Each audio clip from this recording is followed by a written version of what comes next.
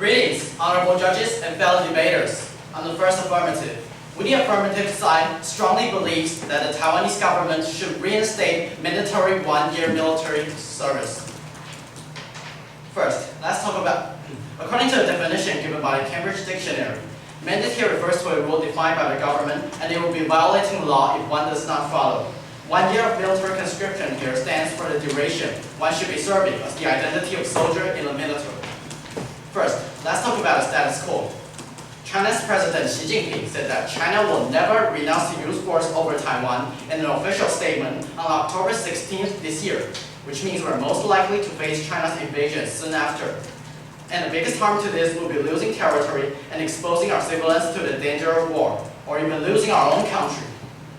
According to the statistics offered by Taiwan Defense Ministry's official website, there were about 169,000 soldiers in 2021, which is not enough compared to the Chinese People's Liberation's 2 million. It is certain that we are totally outmatched if we maintain the status quo. Now, I'm going to briefly explain our plan. All our plans and arguments are made around the core value of countering China's invasion by using the training period we gained from reinstating 1 year of military conscription to organize a group of soldiers with proper training. The affirmative side plans to set up a training topic focusing on Navy combat, beachheads, and sharpshooting skills. Those are vitally important for developing asymmetric warfare, since the first battlefield will be either on the landing ground or the Taiwan Strait if the invasion happens. So our plan of increasing Navy combat and beachhead skills can be useful while dealing with such circumstances. As for marksmanship training, since there is not much chance for a common Taiwanese to have experience of using guns in their daily life, we certainly need more time to build up their comprehensive skills of sharpshooting. For Navy combat and beachheads, we will train wet net climbing. This action is an important process for officers and soldiers to descend directly from a large troop carrier to a small boat on the surface by climbing a rope net, and then a small boat completes the landing. As for marksmanship, the current training is 6 bullets of 175-meter prone shooting, but according to the marksmanship demonstration of our Army, futuristic training would include prone shooting, kneeling shooting, and standing shooting. Now let's talk about our arguments. First, 1 year of military training can increase both the quantity and quality of our soldiers.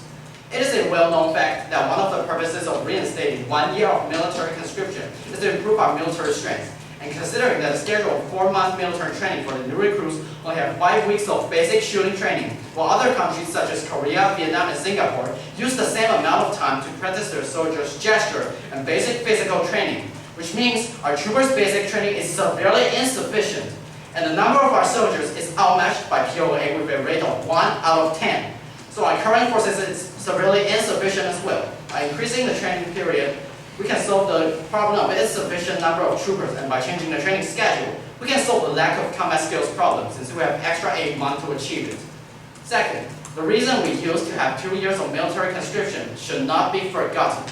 From 1956 to 1987, Taiwan had been executing 2 years of mandatory military conscription, and we started to reduce the period each year.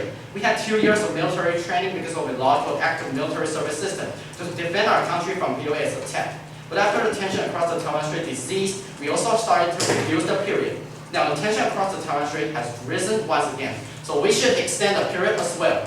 Thank you all for listening. Now I'm open for cross-examination. Second active cross-examination. First affirmative. 2 minutes. Are you going to increase both quality and quantity of the conscription soldier? So the main purpose of increasing the conscription soldier is because of the threat of China. So you think that China will invade Taiwan and Yes. the war must break out, and that's why you're going to train the soldier to fight. Yes. And you agree that all your preparation is to avoid the unnecessary sacrifices by war. The necessary sacrifice. Can you rephrase it? Do you agree that your so all your preparation is to avoid the unnecessary sacrifices? Our purpose is to develop asymmetric warfare in case the China invade, and we can have a plan to counter their. So are you going to win No. if there's war? No, the concept of asymmetric warfare isn't to win the war, but to reduce the loss of our civil, the property loss. So you're going to reduce the loss. Yes. So all your purpose is to reduce the loss. The main purpose is to reduce the loss, but also we can train a group of soldiers with proper training. This can be useful in many aspects. Okay, so if you want to reduce the loss, right? You want to reduce the loss, and you're going to, what does your loss mean? It's about people's lives, soldiers' life, or citizens' life. Citizens' life, main citizens' lives. Okay. So can you ensure that you can train a soldier that have ability to Yes, fight this first? is our main objective of the plan. So you are going to get all men, all male citizens, to participate in the war.